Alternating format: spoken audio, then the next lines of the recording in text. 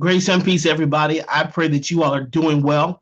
I would like to take a few moments and welcome you to our Tuesday Night Ignite for the month of October as we share in our Awareness Month. So, you guys, welcome. It's another Tuesday night, and I pray that you guys are enjoying your week. As you come on in, I want you to please make sure I want to see your comments and make sure that you guys are here with us this evening. We have a special conversation lined up tonight. Grace and peace, Sharonda. I love you and pray that you do. I pray that you had a good day. I really hope you're feeling better. Um, you all, as you come in, just kind of say hello very quickly. I want to give our guest as much time as possible this evening because I know she has so much to share.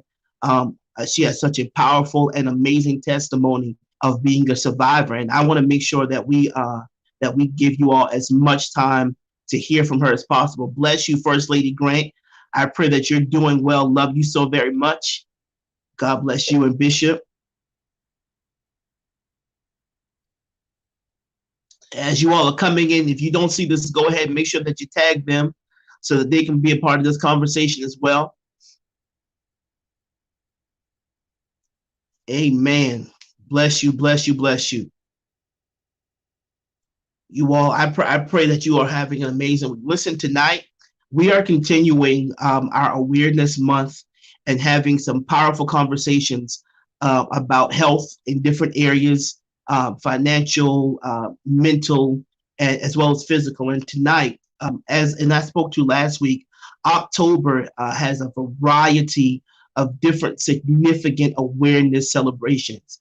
And one of those celebrations, it speaks to the advocacy and the informing of the public of the fight and those that survive the fight against breast cancer. And tonight, we have a phenomenal guest that I'm so excited that she's going to be with us. You know, the funny thing, this may sound awkward to her, but I must let you all know that she's our First Lady's sister. I must add that to her resume that she is the sister of First Lady Xavier Brown Marshall, and she's going to be with us shortly. But I want to make sure that you all are here with us tonight. So please like and share so that we can make sure that we have as many of our viewers as on as possible to be a part of this powerful conversation tonight. Bless you. I love you as always, First Lady Grant. Go ahead, like and share. Ashlyn, I see you. Bless you, Pastor. You're going to enjoy this conversation tonight because I know you appreciate the intellectual. So this is a very smart and amazing young lady who I have with us tonight, and she is so transparent about her testimony and her fight against breast cancer. And I'm just so excited, you all. So that's right. Please like and share. Tonight, you all, we have the privilege of being a part of this conversation as we speak to breast cancer awareness. I know that's a part of October. There's so much that goes on in October. But of course, breast cancer awareness is at the top of the list, I would suggest.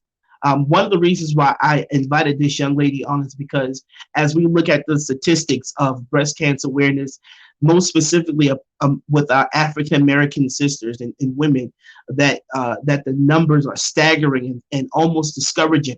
And I wanted to have a conversation with someone who can tell the truth, but from a very inspirational and transparent perspective. And tonight we have a young lady by the name of Latashia Ocklink. And I'm going to bring her on real quick so you all can see her with us tonight. Bless you as well, Pastor. I affectionately call her Tosh because she's like family to me. And she's such an amazing woman.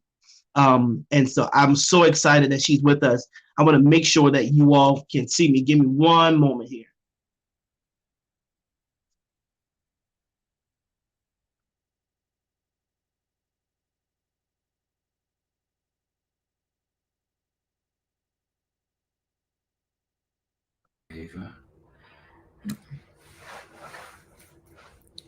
All right. Tosh, can you see me? Yes, I can. All right. I wanted to make sure you're there. Grace and peace, Crystal Backman. I pray that you're doing well. You all listen, stay a part of this conversation tonight because this is going to be so powerful. It really, really is. So I'll call her Tosh for the evening. But That's fine. Tosh is a phenomenal woman. She is a VP with Deutsche Bank. She has so many years in nonprofit work, and she also her and her husband own a design Newton Brown design company. They design furniture, so she has just a litany of amazing things to add to her name. But on top of that, she's an amazing wife. She's an amazing sister, and she is a survivor of breast cancer. And I want you all to give us your attention tonight. Listen, even as we start this conversation off, she's willing to ask, she's willing to accept questions. So if you all have a question during the discourse of our conversation, then by all means, you are at liberty to do so because she's going to share. She's always so transparent and always so honest, and that's one thing I love about her. So this is Miss Ocklink. Tosh, just share us very quickly, just kind of give a self intro of yourself so they can know you real quick, and we'll just kind of go into a few questions as time progresses in. Sure, absolutely. Good evening, everyone. Thank you so much for welcoming me into your space so that I can share a little bit about my story. I feel very humbled to be here and very proud, very, very happy to just answer any questions you have and to tell you a little bit about me. So I'm a child of the South, raised in South Carolina and left shortly, after college and moved to Brooklyn, where I started my career in nonprofit. I actually spent the 10 years there. And when I was there, I actually worked two jobs, the latter part of those 10 years, and went to grad school full time to get my master's in public administration. And I thought I'd either start my own nonprofit or somehow save the world. And I couldn't pay my student loans. So I ended up on Wall Street. And I said, I'll always come back. One day I'll come back. And I spent the last 18 years at Deutsche Bank on Wall Street. I'm there, now. And I went back. So I went back to Brownsville, Brooklyn, and I'm on a board of a nonprofit in that same area, which I'm so proud of. And it's a great, it's a great experience because, the work can be done differently for me now because I've learned so much, I've experienced so much. And in Right. addition to that, I recently joined the business school at Claflin University. I'm a Bulldog from South Carolina State, but nevertheless, I'm on the board of the business school of Claflin University. So I'm very proud. And my goal there is to build a pipeline for young students into finance, into the world of finance, starting with my company. Hopefully, we're engaging them and telling young students more about what it is to be on Wall Street, because it's more than just sales, research, and trading. There's so many different opportunities.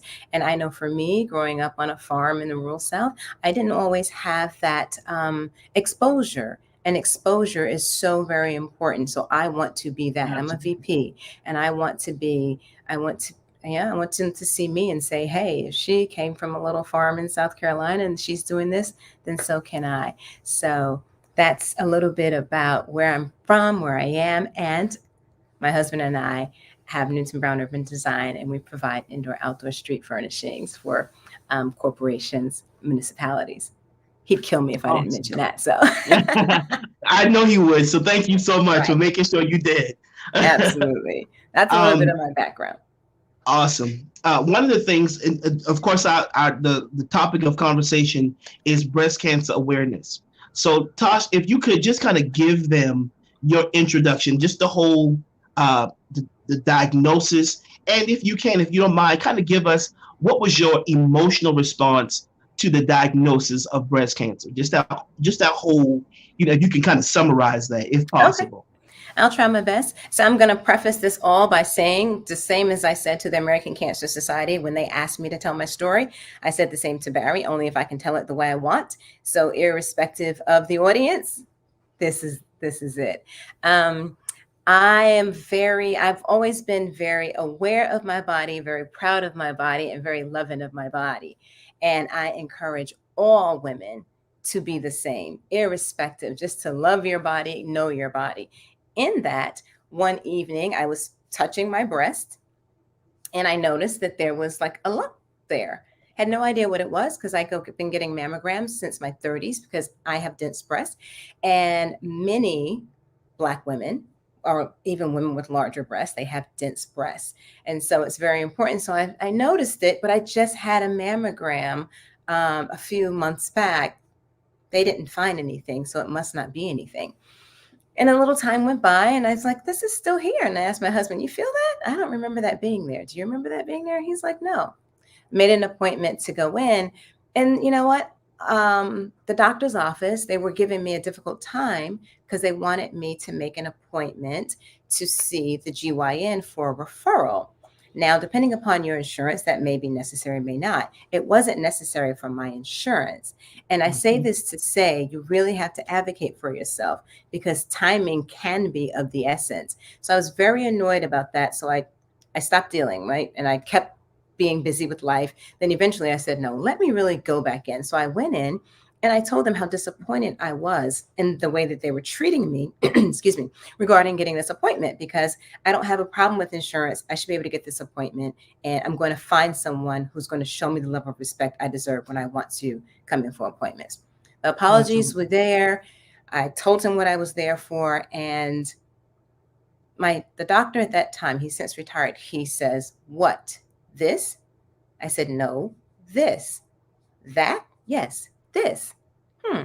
Is it getting larger or is it getting smaller? It's getting larger. Okay, well, if it's getting smaller, then you don't have to worry. Pay attention. Make sure your doctors are listening to you. I said, no, it's getting larger. Okay, well, I can have you come in and, for a mammogram, sonogram. I'm going someplace else because I don't like the difficulty that I had trying to get the initial appointment. No, I don't want you to go anywhere else. I'll get you in tomorrow. I wasn't going to be in the city on that day. So I said, Friday, I'll be in the city. So because I pushed back, because I advocated, I got an appointment 2 days later, Friday. I go in for the mammogram, sonogram with the same attitude, like, hey, you guys have been, not treating me the way I want to be treated, just FYI. So, didn't appreciate it. I get the test done and the doctor's like, yeah, it looks like it's something, but they can't tell you and they won't tell you. Even if they know by looking at it, it's not their responsibility to tell you. They have to get a biopsy to be sure. And he says, and I said, can you tell me anything, like something? This is just a routine checkup for me. Again, I've been going every year for a decade, nothing. And he says, it doesn't look good, but I can't be the one to tell you. We have to get a biopsy. I said, fine. When can I get a biopsy? He said, maybe when can we get her in? He says to the assistant, in about 4 weeks. I said, oh, great. I'm going someplace else. Thank you. I went in, I got dressed, I came back out, and they said, okay, we can do your biopsy today. I said, fine, that's how it should be. And then I panicked. I was like, oh my God, I have to call my family because they're going to say, what do you mean you're doing a biopsy? You just went in for a routine test. So as I'm waiting, I start texting my sisters, hey, there's nothing to worry about, but I have to have a biopsy because again, time is of the essence. Advocacy for yourself is of the essence. And luckily for me, I did not have a progressive, but you don't know. Some of these cancers are very progressive. So we get the biopsy. I reach my husband and he's like, what's going on? I'm on the table. He's on speakerphone with the doctor, having conversations and asking questions because I came in advocating for myself. But by the time I heard this diagnosis, that level of advocacy starts to diminish because now all you're thinking is like, there's fear. You need someone there. And I was glad, even if just on the phone, I had him there. And he's saying, well, with this biopsy, will it, you said you see a lump. Is it going to break it up? Will it spread? Like he had questions I never thought about. All I could think about was, whoa, this just got serious. So, I mean, I'll stop because I don't want to, if people have questions, that's fine. Yeah, absolutely. No, and if you all, and I know I said this, there are more people that have come on. So if you all have questions while Tasha's going, then by all means post it and I'll make sure that I share them with her because I don't want to interrupt her. But if you have a question, then by all means, feel free to ask. But I want to ask, like emotionally, like what was your response to hearing, okay, this is not good after hearing the news from the biopsy that it's cancer, well, I didn't hear it that day, right? So let's go back. a good friend and colleague of mine, she was diagnosed with breast cancer. And I've always, for maybe, I don't know, 5, 6, 7 years, every year I'd go this breast cancer walk for my girlfriend.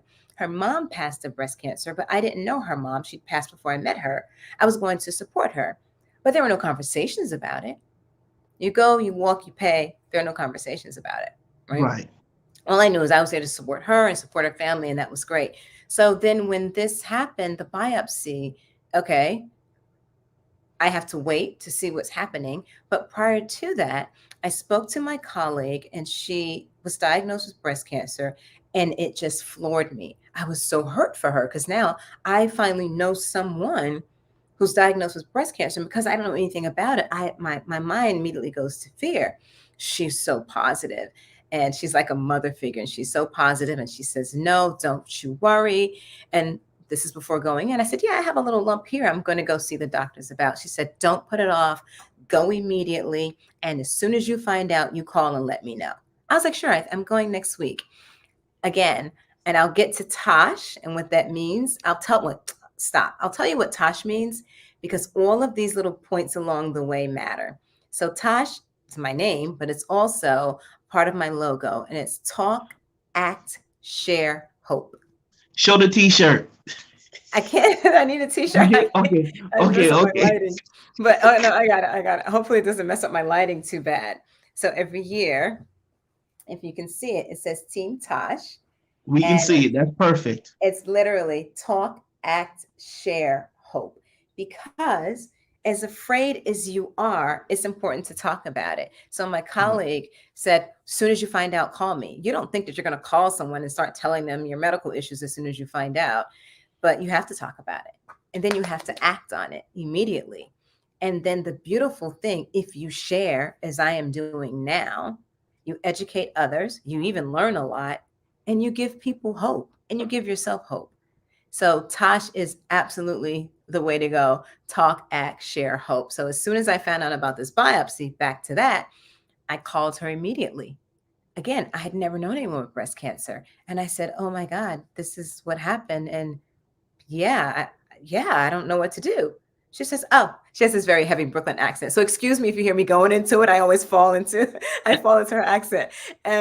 She says, here is what you do. Here is who you call. And she's gotten through it. And so she gave me, her surgeon, like 2 or 3 surgeons at Memorial Sloan Kettering to talk to. And I did, and I made my choice. And she's going through it just a few months ahead of me, and was able to give me this information. And from that, I was able to make a good decision, feel comfortable in that decision. And I went forward. So I was diagnosed September 2019. My sisters flew in, my brother-in-law flew in, and we were all in the doctor's office. I guess it's unusual because she walked in and her office was filled with people. It's so important to have a support system. And sometimes we think we don't have anyone. It's probably because you didn't ask. Talk. You'd be surprised with how many people will come to help you, to be by your side. It's very important. It's very important. And to say what you need. And sometimes you'll say, well, I don't know what I need. Say that. I'm here. This is what I'm going through. I really don't know what I need. One of the things you mentioned too. Oh, go ahead. No, I'm sorry. Go ahead. One of the things you mentioned, because we have a question, and this is one of the things that you spoke to in our off-screen conversation about that self-advocacy and about those false positives. And I'm not sure if you can see, but it says sometimes dense breasts come across with lumps. Did you ever have a lump? What brought your attention to this particular one? And I know you were speaking to about, go ahead. Yeah. I never had a lump that I felt myself that I said, oh, this is a lump. So what brought me to this particular lump?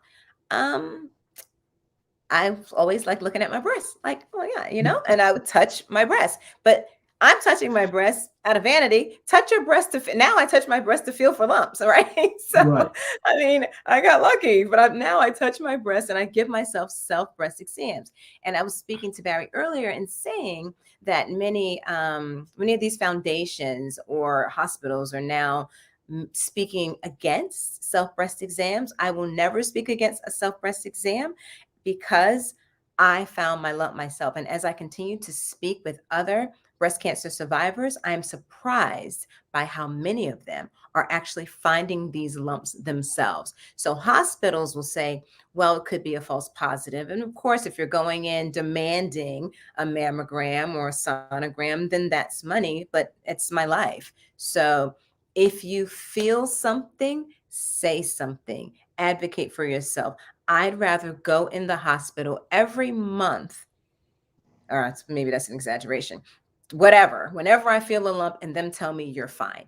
Good. Right. I'd rather that Right. than to wait and find out that now this is advanced to stage 3, stage 4, or whatever it may be. I want to go in. Early detection is key. And that's really, really important. Early detection is key. So the earliest stage you can catch this, there's so many treatments now that were not there 10, 15, 20 years ago. They're always, there's always new information coming out. And what's really important for us, unfortunately, we need to get involved in test studies and things of that nature.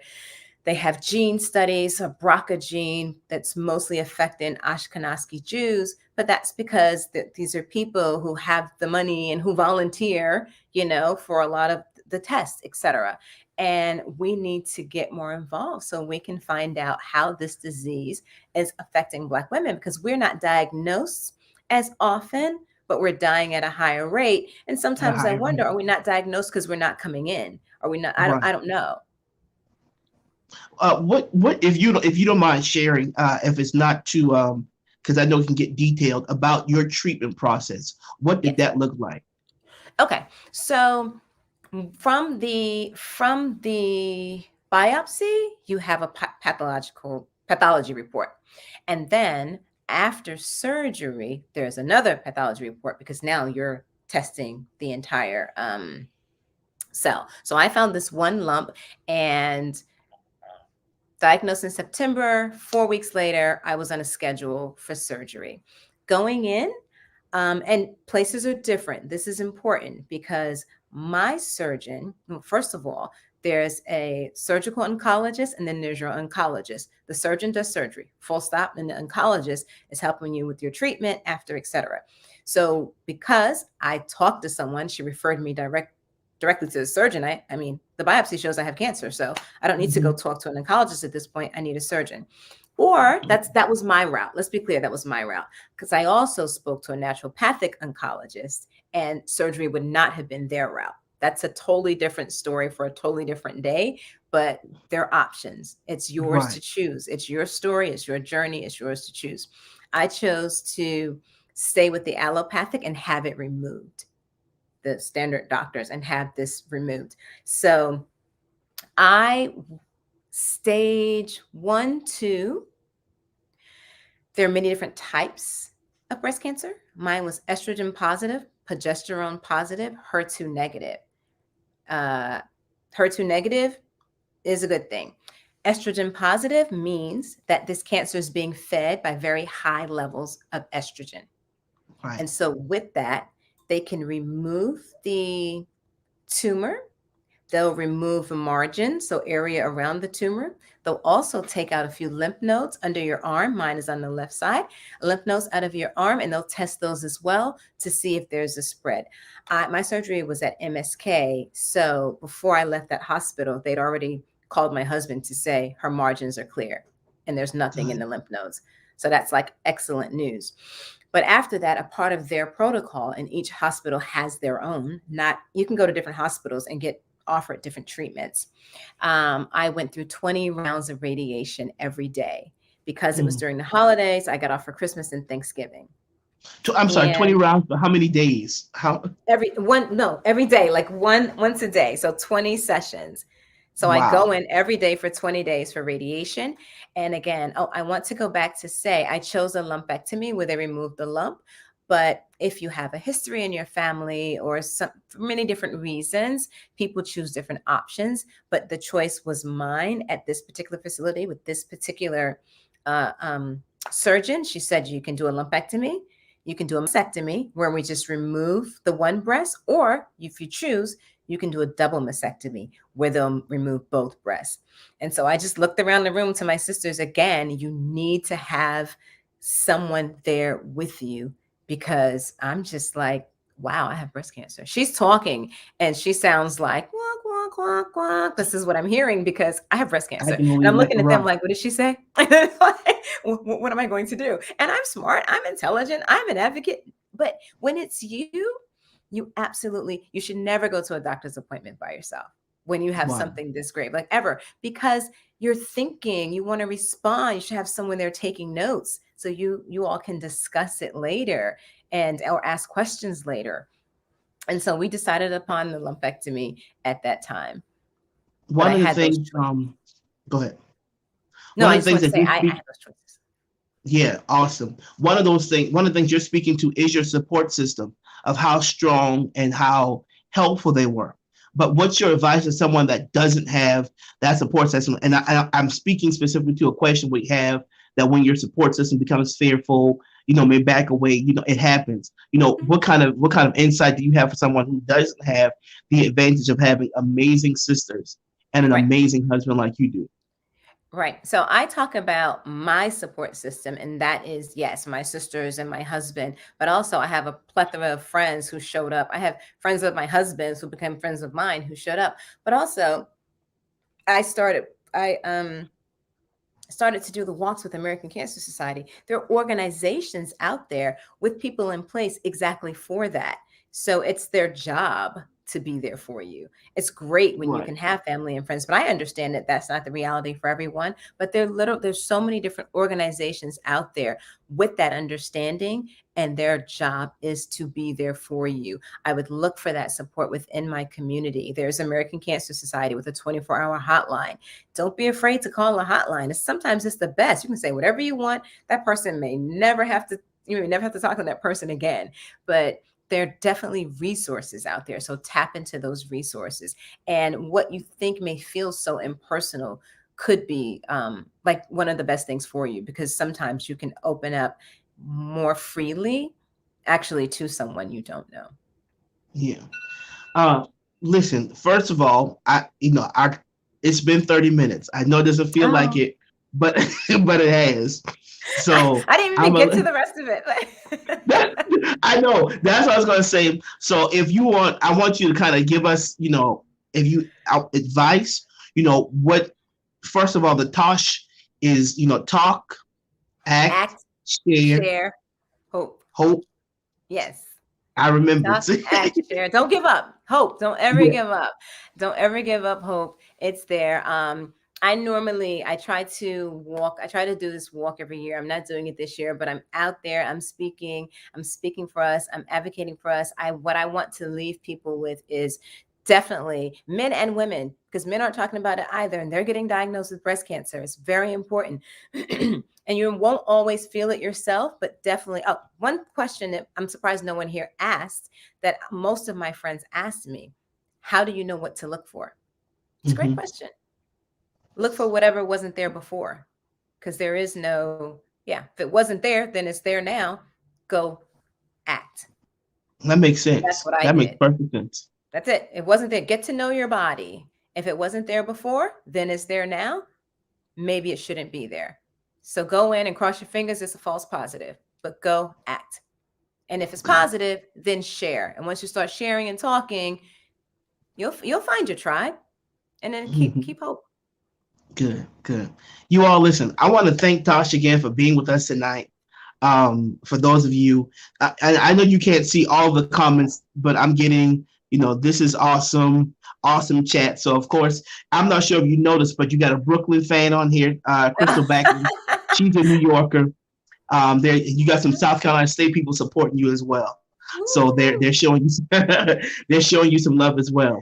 But I want to thank you all for being a part of this. And I want to thank Tosh so much for your time, for your Absolutely. transparency, and for the care in which you advocate. I think, anybody can fight, but you fight well, and Right. you do it with the right heart and right spirit and right intentions. And I thank you all so much. I'm glad. That's right. This was good. I don't know what it is about people from Brooklyn. Shout out to Brooklyn. So shout out to Brooklyn. Can I just say one thing? Because I met a lady Absolutely. recently. I met a lady recently who'd gone through breast cancer before and just put it out of her head. And I understand wanting to do that. And now she's going through it again. And I had a quick talk with her about 4 days ago, and her surgery is tomorrow. And she said, similar to the question that was asked earlier, people have their own things going on, and I don't want to bother people. And she went on to talk about how depressed she was and how suicidal she was and all of those things. And she doesn't want to share it because it sounds abnormal. And that's the worst thing to do. I said, then share it with me. And she wasn't the one. Her friend heard my story and said, can you please call my friend? She won't talk to anyone. And I said, I understand what it is not to want to talk. It's great when my husband says, someone wants to come over to visit. And I was like, I don't want to see them. And then they're at the door. And I'm like, well, I'm not putting on any clothes. You need to have that because you want to be defiant. And as soon as they come in, my whole attitude changes because I do want Exactly. that. But you're just Mhm. feeling down. So sometimes people back away because you're pushing them away, and you don't Mhm. realize you're pushing them away. So try to be mindful of what you're doing as well.